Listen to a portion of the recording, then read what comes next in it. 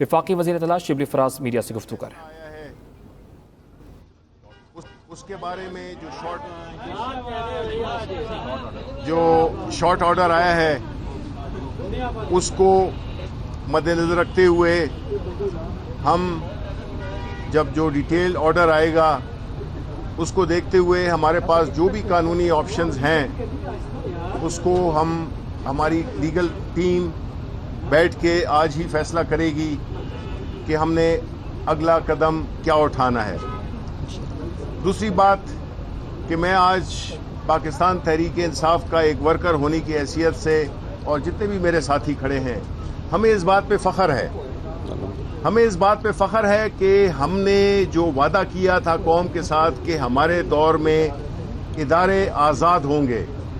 کوئی پریشر نہیں ڈالا جائے گا کسی چیز سے بھی کو متاثر کرنے کے لیے۔ ہم اپنے جو حکومتی ذرائع ہوتے ہیں،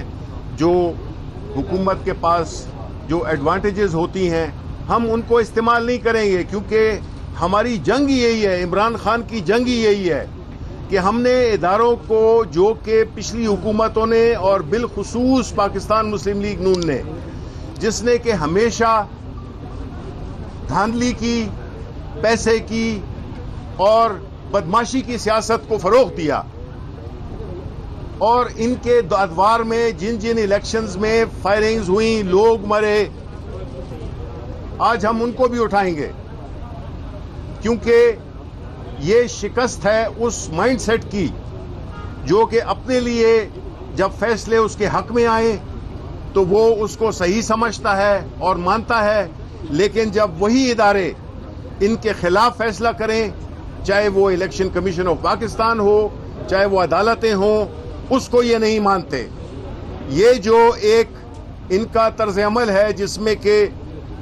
جیتنا بھی ان کا قبول ہے، ہارنا ان کو قبول نہیں ہے، فیصلہ ان کے منشا سے ہونے چاہیے، یہ بادشاہت کا جو ان کا مائنڈ سیٹ ہے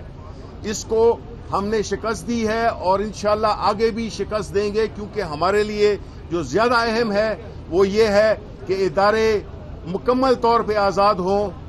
اور وہی ادارے اس جمہوریت کو، اس ملک کی ترقی کو، عوام کی خوشحالی کو، چاہے وہ انصاف دینے والے ادارے ہوں یا سروس ڈیلیوری کے ادارے ہوں، ان کو آزاد ہونا چاہیے، نہ کہ ان کی طرح کہ اپنی پسند کے بندے بٹھائے، اپنے حق میں فیصلے لیے اور پورے اداروں کو تباہ کر دیا۔ یہ پاکستان مسلم لیگ کو یہ اعزاز جاتا ہے کہ انہوں نے ہمیشہ چھانگا مانگا سے لے کر اب تک سیاست کی، پیسے کی سیاست کی، دھوس کی سیاست کی، غنڈہ گردی کی سیاست کی، بدماشی کی سیاست کی، اور انہوں نے اداروں کو اس دوران میں تباہ کر دیا، جمہوریت کو کمزور کیا، اور اب جو ہے یہ اس موقع پہ اپنے آپ کو یہ سمجھتے ہیں کہ انہوں نے کوئی ایک ایسا کارنامہ دے دیا ہے۔ ہمیں پتا ہے کہ رانا ثناء اللہ ادھر کیا کر رہا تھا، ہمیں پتا ہے کہ وہاں پہ لطیف جاوید کبھی کیا کر رہا تھا، احسن اقبال کیا کر رہا تھا، یہ سارے حقائق عوام کے سامنے ہیں۔ اور اگر ہم نے دھاندلی کرنی بھی ہوتی تو جس طرح کہا گیا کہ وزیر آباد جو کہ ساتھ ہی میں اسی حلقے کا ایک حصہ ہے، تو ہم اس کو بھی کر سکتے تھے۔ اور ہمارا تو ان کا جو اوپینین تھا وہ تو یہی تھا کہ 20 حلقوں کے لیے میں جو ہے تو ہم چاہتے ہیں کہ دوبارہ انتخابات ہوں۔ ان کی اپلیکیشن بھی یہی تھی، ان کی درخواست بھی یہی تھی، ان کی پریئر بھی یہی تھی، لیکن اگین جس طرح میں کہتا ہوں ہم اداروں کے فیصلوں کو مانتے ہیں اور سر تسلیم خم ہے، اور یہی جو منافقت جو کہ مسلم لیگ نون آج کر رہی ہے، یہاں پہ کھڑے ہو کے اس سڑک کے اس پار ایک اور بحث ہو رہی ہے، اور وہ بحث کیا ہے؟ وہ بھی پاکستان تحریک انصاف عمران خان اس کو لیڈ کر رہا ہے کہ اگر تو انتخابات میں جو سینٹ میں آنے والے انتخابات ہیں اس کو آپ غیر متنازع شفاف بنانا چاہتے ہیں تو جو ہماری پٹیشن ہے اس کو قبول کیا جائے، اور ہمیں ایک الیکشن ایسا کنڈکٹ کرنا چاہیے جس پہ کہ کوئی انگلیاں نہ اٹھیں، اور انشاءاللہ جو جنرل الیکشنز بھی ہیں وہ بھی اس کے لیے بھی ہم الیکٹرانک ووٹنگ کے مقصد کو پورا کریں گے۔ الیکٹرانک ووٹنگ سے الیکشن ہوگا، کیونکہ ہم اب پاکستان اب آگے جا رہا ہے، ہم پیچھے جو پرانا پاکستان کی جو باتیں یہ خاتون کل کر رہی تھیں، ہم پاکستان وہ پرانا پاکستان جس میں کہ چند خاندانوں کو، کسی خاص طبقے کو، وہ جو اشرافیہ ہے ان کو وہ ساری سہولیات ملی ہوئی تھی جنہوں نے کہ ملک کا بیڑا غرق کر دیا.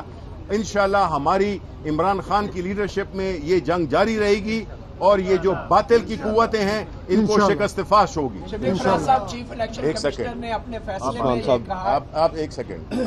دیکھیں، میں سمجھتا ہوں کہ پاکستان کی 73 سالہ تاریخ میں الیکشن کمیشن آف پاکستان کا یہ اپنی نوعیت کا فیصلہ ہے، جس میں نون لیگ والوں کی ڈیمانڈ تھی 337 پولنگ سٹیشنز پہ کوئی مسئلہ مسائل نہیں ہے. 23 پولنگ سٹیشنز کی اپلیکیشن لے کے نون لیگ والے یہاں آئے تھے.